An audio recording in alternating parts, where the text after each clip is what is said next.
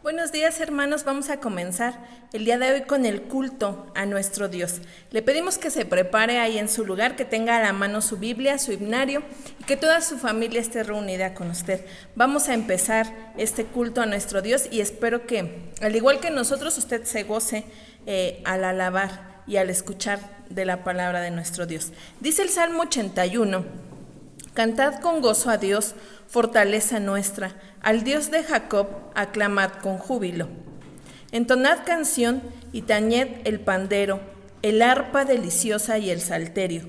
Tocad la trompeta en la nueva luna, en el día señalado, en el día de nuestra fiesta solemne. Amén. Le invito a que cierre sus ojos, vamos a poner este culto en las manos de nuestro Dios. Padre, te agradecemos porque tú estás con nosotros, Señor, porque tú has movido el corazón de mis hermanos y el mío, Señor, para escuchar el día de hoy de tu palabra, para adorarte, para servirte. Te suplicamos, Padre, que este culto sea agradable a ti, Señor, que este culto sea de edificación también a nuestras vidas, Padre mío, y permite que con gozo, Señor, estemos el día de hoy. Permite que sea tu Espíritu Santo el que obre en nuestras vidas. Y gracias, Padre, por el regalo que tú nos das al estar en este lugar. En Cristo Jesús. Amén. Vamos a continuar, hermanos, y vamos a entonar el himno número 23, Te loamos, oh Dios. Himno número 23.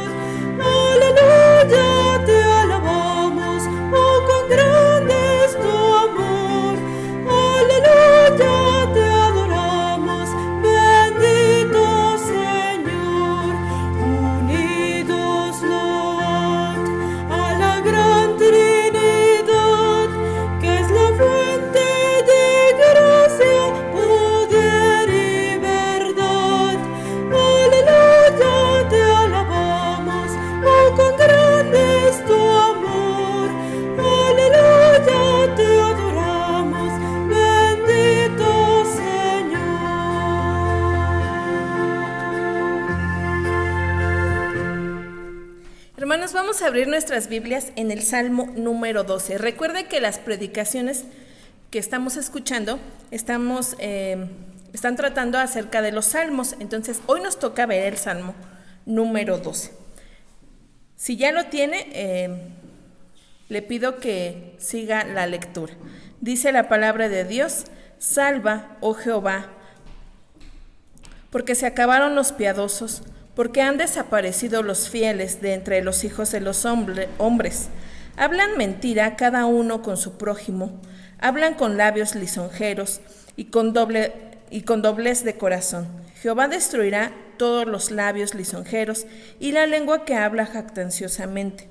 A los que han dicho, por nuestra lengua prevaleceremos, nuestros labios son nuestros.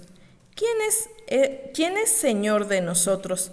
Por la opresión de los pobres, por el gemido de los menesterosos, pondré en salvo al que por ellos suspira. Las palabras de Jehová son palabras limpias, como plata refinada en oro de tierra, purificada 7 veces. Tú, Jehová, los guardarás de esta generación, los preservarás para siempre. Cercando andan los malos cuando la vileza es exaltada entre los hijos de los hombres. Amén. Hermanos, el capítulo 12 de los Salmos fue escrito en medio de una crisis de tipo social. David, el autor, se expresa enojado y decepcionado por las personas de su tiempo. Tal fue su decepción al grado de escribir en el primer versículo que se habían acabado las personas bondadosas, que no había personas en quien creer. Dejó de creer también en el reconocimiento social, dejó de creer en la amistad, dejó de creer en los amigos. ¿Quién no ha experimentado una decepción? Cuando experimentamos una decepción, el enojo, la tristeza, la soledad se hacen presentes en nosotros.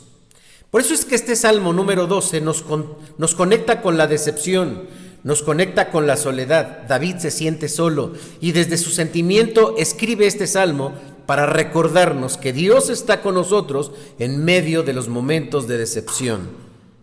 Pero ¿cuál era el problema? ¿Cuál era el contexto?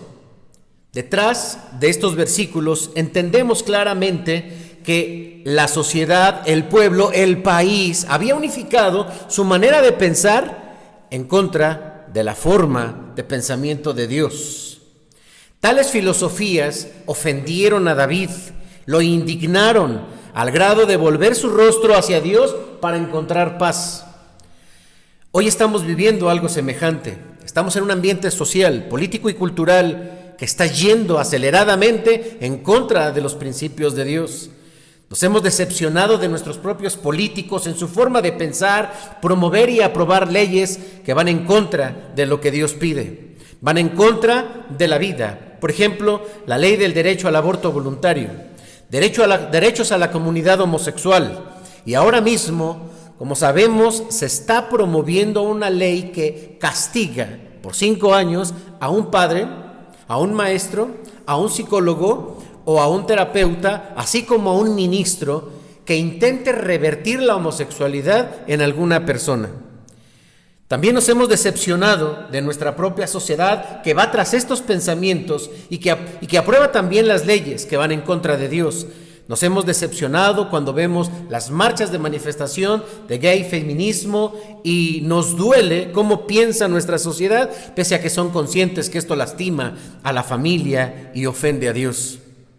Pero también nos hemos decepcionado por nuestros propios hermanos en la fe, que presionados también por la misma circunstancia y por los mismos pensamientos llegan a decir y expresar: si mi hijo decide ser homosexual, lo voy a apoyar. O si mi hija decide ser lesbiana, la voy a apoyar. Nuestra cultura está lejos de Dios, y a pesar de que la gente está viviendo en esta pandemia el dolor, el miedo, la enfermedad y la muerte, y que está hablando de Dios y pide de Dios, súmense a las oraciones, pidamos esta noche, elevemos esta oración, compartamos esta oración. La sociedad, la cultura está lejos de Dios. Está pidiendo la ayuda de Dios, pero solo quiere eso, la ayuda de Dios. No quiere la dirección de Dios. Son cosas totalmente diferentes. No importa entonces que la gente hable de Dios. Está alejada de Dios en su forma de pensar. Pero veamos el versículo 7 de este Salmo número 12, porque en este versículo nos habla David que Dios está con nosotros en medio de las decepciones. Tú, Jehová, guardarás de esta generación, los preservarás para siempre. ¿Qué debemos hacer ante una decepción como esta?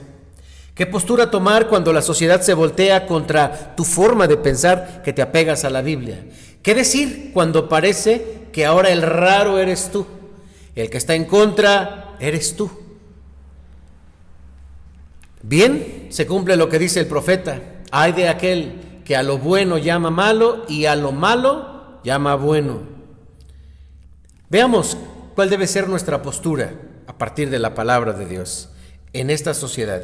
Nuestro tema: el cristiano ante los peligros de esta generación. El cristiano ante los peligros de esta generación. En primer lugar, júntate con los que piensan como tú. Júntate con el pueblo de Dios. Porque veamos el versículo 5, lo que dice David. Por la opresión de los pobres, por el gemido de los menesterosos, ahora me levantaré, dice Jehová. Hay un pueblo, hay un grupo que sigue los principios de Dios.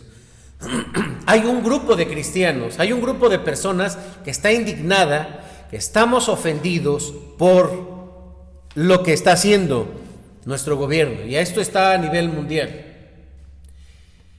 Dice, por el gemido de los menesterosos.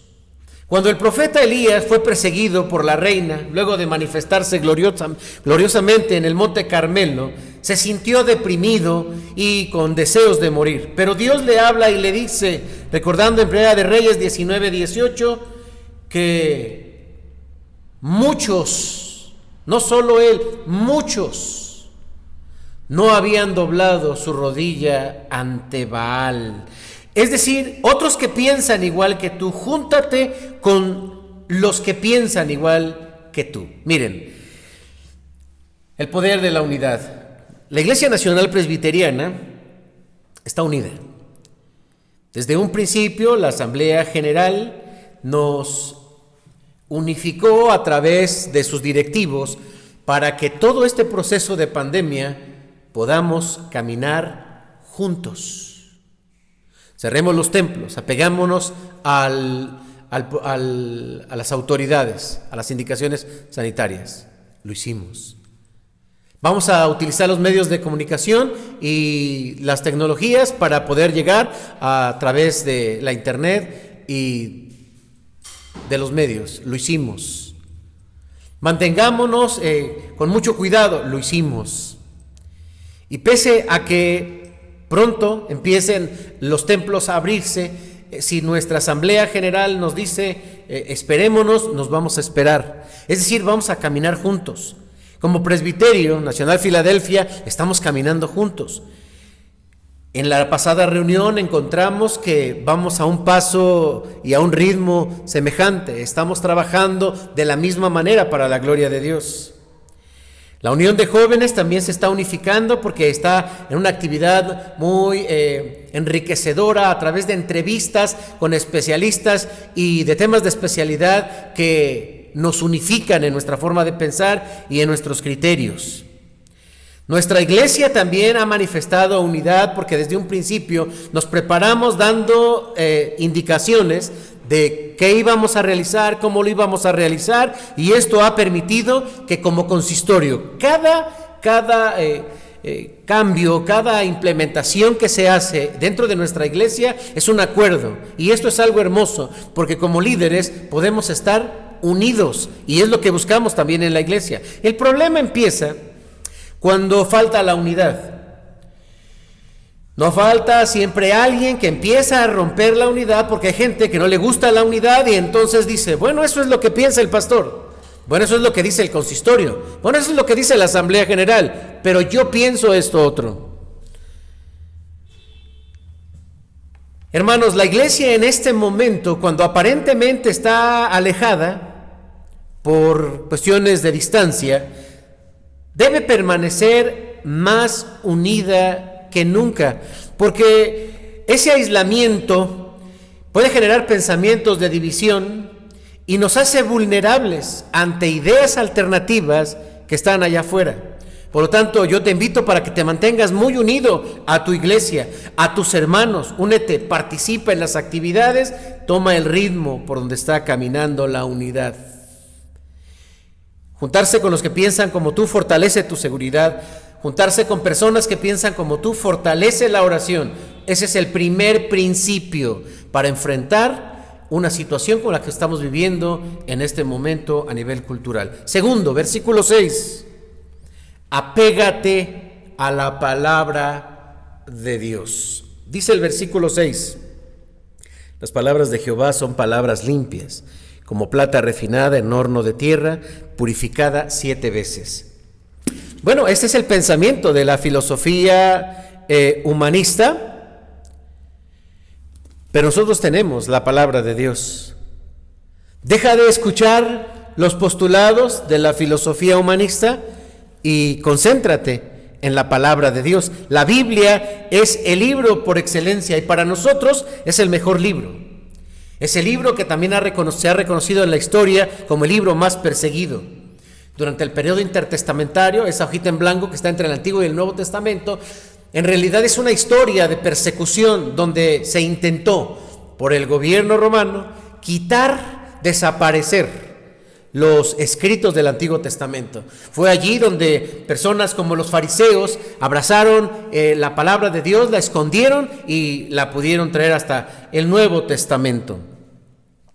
También sabemos que el cristianismo experimentó a partir de la muerte de Jesucristo una serie de persecuciones imperiales con la intención de destruir la palabra de Dios. Y durante la Edad Media también sabemos que la iglesia misma, la iglesia cristiana, ocultó la palabra de Dios. Lutero la tomó así entre cadenas, según cuenta su testimonio, lee la palabra y posteriormente la ofreció al mundo, la sacó a la luz. Pero otro gran perseguidor, como sabemos, el racionalismo de la Ilustración en el siglo XVII, encabezado por un racionalista, Voltaire, también así conocido. Él se ha convertido como una de las figuras de la historia más atrevidas, porque él dijo: después de mi muerte, la Biblia pasará a la historia y nadie la volverá a publicar. Pero como dice el dicho, el tiempo es el peor enemigo de un falso profeta. Después de la muerte de Voltaire, su vieja imprenta y la casa misma donde él vivía fueron comprados por la Sociedad Bíblica de Ginebra. El 24 de diciembre de 1933, el gobierno británico le compró a los rusos el valioso manuscrito sinaítico, que es una versión de la Biblia, por $500,000. En contraste, ese mismo día, una primera edición de la obra de Voltaire costaba 11 centavos en las librerías de París. Actualmente, una de las imprentas más grandes de las Biblias en Europa se encuentra precisamente en la casa donde murió Voltaire. Además, hoy la palabra de Dios, que es la Biblia, se encuentra encabezando la lista de los libros más publicados, de los libros más leídos y también más traducidos. En el año de 1966 ya había más de 1.400 idiomas a los cuales la Biblia o porciones de ella había sido traducida. La Santa Biblia también completa se ha traducido a más de 2.018 idiomas. Para entender mejor esto, se debe entonces recordar las palabras que Shakespeare, considerando por muchos ser el escritor más prominente del idioma inglés, se ha traducido solo a 50 idiomas. Por cierto, el libro después de la Biblia más publicado, ¿cuál es? Un premio para el que me lo diga. ¿Mande? Te has ganado un premio, hermano. Bien, para los que no lo escucharon, es la obra de Juan Bunyan, El progreso del peregrino. Obviamente Voltaire está equivocado porque la palabra de Dios está guiada y dirigida por Dios mismo. La Biblia es el libro entonces también más leído. La Biblia es el libro que ha transformado no solo a una persona, a una familia, a una nación. La Biblia es libro único, la Biblia tiene la verdad. Comparado entonces con toda esa filosofía humanista de la que hablé al principio, no tendríamos por qué preocuparnos. Platicaba yo con una persona hace unos días y de verdad, esto espanta. ¿Para dónde va nuestra sociedad? ¿Para dónde va nuestra cultura? Toda esta filosofía de género y educación, el PIN parental y demás, ¿para dónde va todo esto? Yo le digo, ¿y qué se espantan? O sea, la mayoría de nosotros ni siquiera le damos educación sexual a los hijos. ¿O tú ya le diste educación sexual? ¿Cuál fue tu método? No, yo no le he dicho nada, o sea, no haces nada, y cuando alguien va a hacer algo que no te agrada, pues te espanta. Sí, cierto, ese es un tema es un tema que ni siquiera lo abordamos. ¿Cuál sería nuestra reacción o nuestra responsabilidad? Porque esto nos llama a una responsabilidad. ¿Para qué decimos que no le educamos a nuestros hijos en un programa de sexualidad? A veces hasta que hay un problema. Oye, yo estoy viendo como que se está saliendo del guacalito el niño. Y ya vamos y lo orientamos con... ¿Cómo lo haces? ¿Tú cómo orientas a tus hijos en la sexualidad? ¿A ti cómo te orientaron? Entonces no había ese tipo de temas dentro de la familia, y ahora que lo está retomando como si fuese un vacío, muchos van a agradecer porque dicen, pues yo no le enseño a mis hijos ese tema. Sé que es difícil. Yo como psicólogo, cuando trato esto con los padres, le digo a los padres, enséñale tú la educación sexual. Es que no sé cómo decirle, entonces aprende. Es que a mí no me enseñaron. Bueno, pues puedes aprender. Pero imaginémonos entonces en este momento, no podríamos solamente ver lo que está haciendo el mundo en una ideología totalmente diferente a la palabra de Dios. Y si nosotros, teniendo la verdad y teniendo la Biblia, no hacemos nada, ¿qué programa se te ocurre a ti dentro de tu familia? ¿Qué programa se me ocurre a mí como pastor? Aquí también hay líderes, hay ancianos. ¿Qué se nos va a ocurrir? ¿Qué vamos a hacer? ¿Tenemos un programa de educación sexual en la iglesia? No. Es más, no puedo generalizar, pero lo que voy a decir es lo que alcanzo a percibir. No conozco a una iglesia que tenga un programa de educación sexual. De correcciones sí, pero no tenemos un programa de educación. Entonces creo, hermanos, que en lugar de asustarnos, hay que tomar la palabra de Dios y decir, esto es lo que yo tengo, esto es lo que vale, esto va a pasar. Son pensamientos que, revisando la historia, pasan. El humanismo viene renovándose desde Adán. La palabra de Dios permanece para siempre, pero no es solamente un libro para que conozcamos de él. Hay que ponerlo en la práctica. Entonces, para enfrentar una cultura que nos invade con el pensamiento liberal, apégate a la palabra de Dios y guía tu vida conforme a la palabra de Dios. Porque si solamente vas a tener la Biblia para cargar a tus hijos a que se porten bien y a llevarlos a la iglesia, estás perdido. Porque durante toda la semana la educación liberal, humanista, está dirigiendo y formateando su pensamiento, porque no somos capaces de utilizar la Biblia para hacer programas de formación. No solo se reduce en decir, la Biblia dice niño, niña, osito, osita. No se trata de eso. Hay todo un programa, la Biblia lo dice claramente. A ver, hombre, pórtate como hombre. Y estamos hablando de adultos. Tercero, mantén tu confianza en Dios. Versículo 7. Jehová los guardará. De esta generación los preservará para siempre. Cercanos, dice el versículo 8, cercando andan los malos, cuando la vileza es exaltada entre los hijos de los hombres. Romanos 11:36 nos da una gran verdad, porque de Él, por Él y para Él son todas las cosas, a Él sea la gloria. Cuando nosotros estamos cerca de Dios, cuando mantenemos nuestra confianza en Dios, entonces tenemos paz. Esto nos trae paz. Porque el temor de qué va a pasar con nuestra sociedad, nos vamos a convertir en un Sodoma y Gomorra en el siglo XXI. Si tú te acercas a Dios, si tú lees la Biblia, si tú te juntas con el pueblo de Dios, con los que piensan como tú, tal vez el mundo no va a cambiar. No va a cambiar. Tal vez estamos orando, no va a cambiar. Dice el versículo 8, al contrario, están cercando. Van sobre tu forma de pensar. Pero cuando una persona no tiene un pensamiento sólido, no tiene una base firme, como la palabra de Dios, es muy fácil que nos espantemos. No te preocupes, este mundo está en las manos de Dios.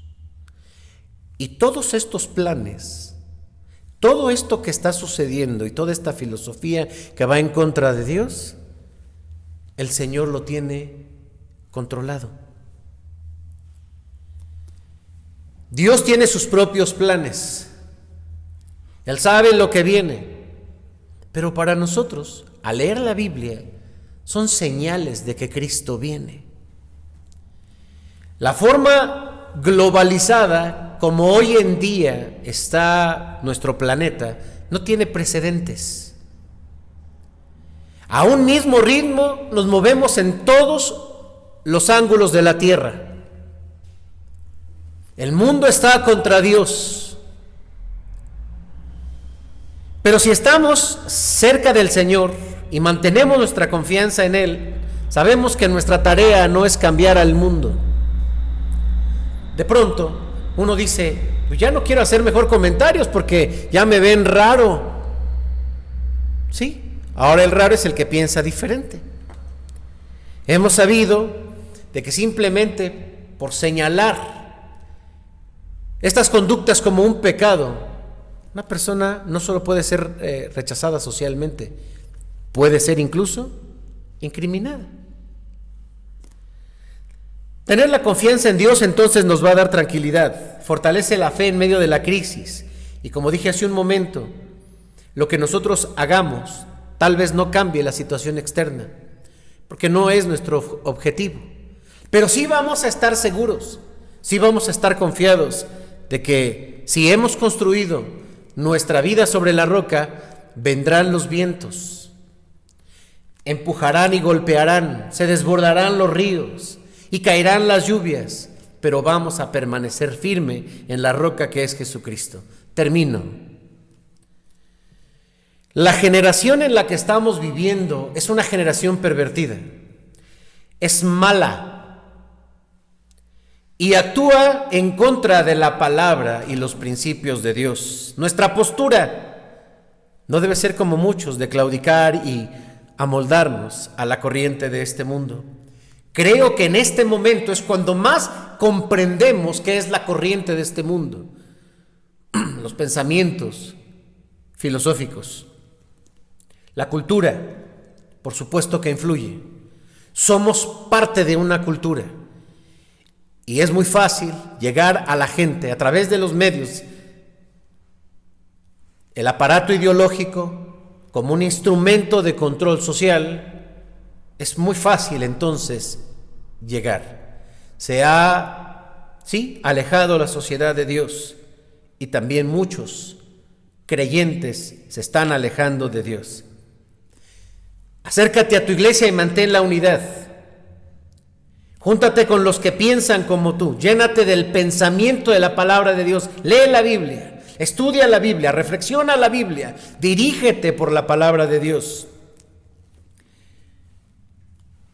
Confía en el Señor, porque Él es la única esperanza para nosotros y para toda la sociedad.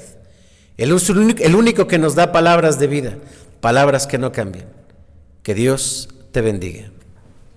Entonando el himno 297 como himno de respuesta a este mensaje, se titula Yo quisiera hablarte del amor de Cristo, himno 297.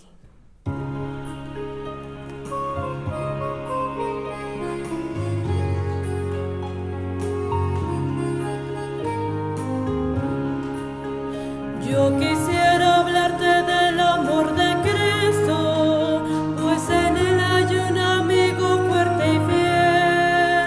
Por su gracia transformó mi vida entera, lo que en esta vida soy lo debo a él.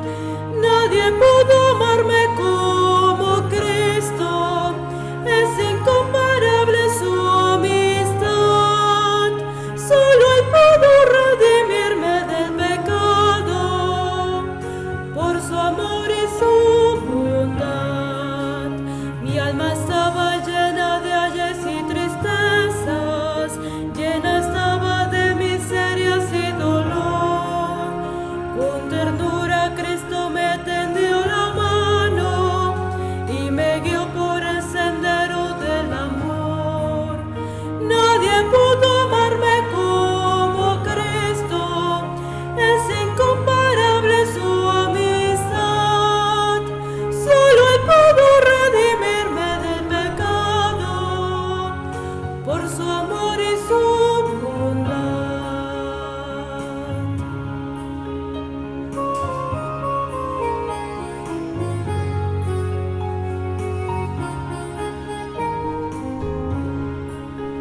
Cada día viene a darme nuevo aliento, a mi corazón infunde dulce paz. No comprenderé por qué vino a salvarme, hasta que en el cielo pueda ver su faz. Nadie pudo amarme como Cristo, es incomparable su amistad. Solo Él pudo redimirme del pecado por su amor y su bondad.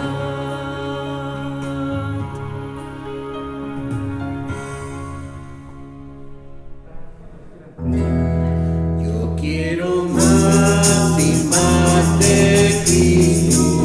Yo quiero más y más de Él.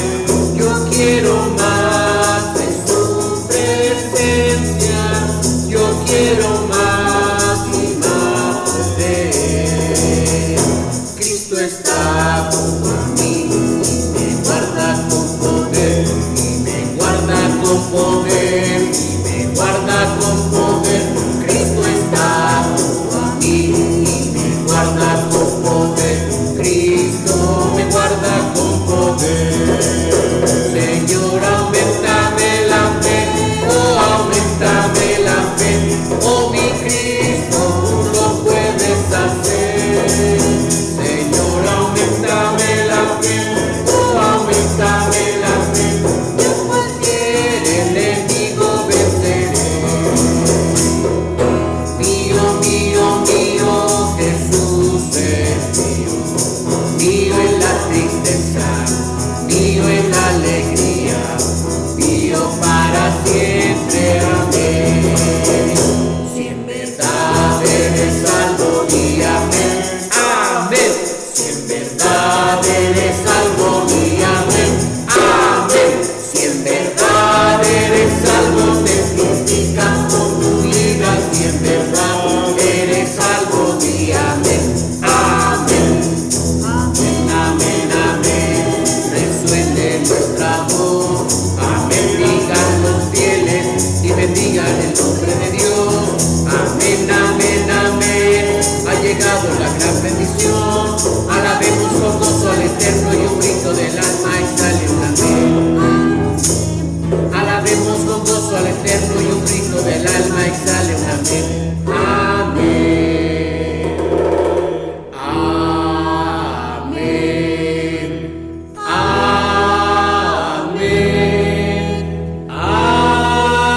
Amén. Amén. Amén.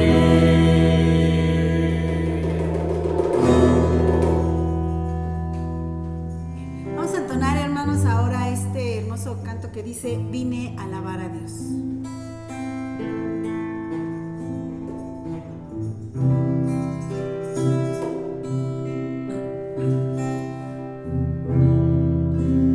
Vine a alabar a Dios.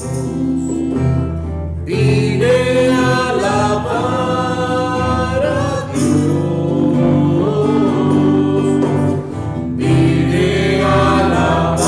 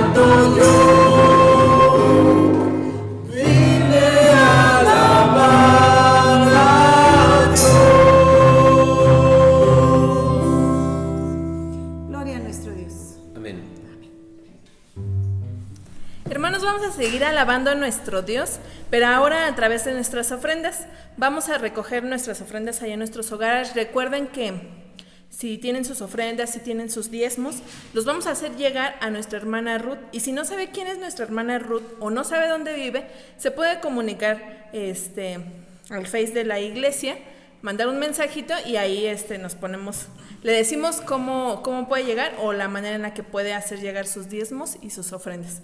Mientras leemos 2 Corintios 9:7, ¿le parece si allá en su hogar van recogiendo la ofrenda? Dice: cada uno dé como propuso en su corazón, no con tristeza ni por necesidad, porque Dios ama al dador alegre. Vamos a orar, hermanos.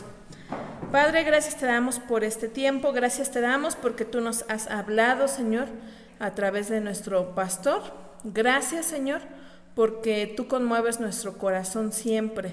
Y gracias, Padre, porque no solo nos das el alimento espiritual, sino también nos das el alimento material, Señor, porque tú estás con nosotros, porque tú nos has sostenido hasta este momento, Señor, y nos has dado todo lo que necesitamos. Padre, bendice el trabajo de mis hermanos, y si alguno de ellos tiene necesidad, Padre, también tú sé con él.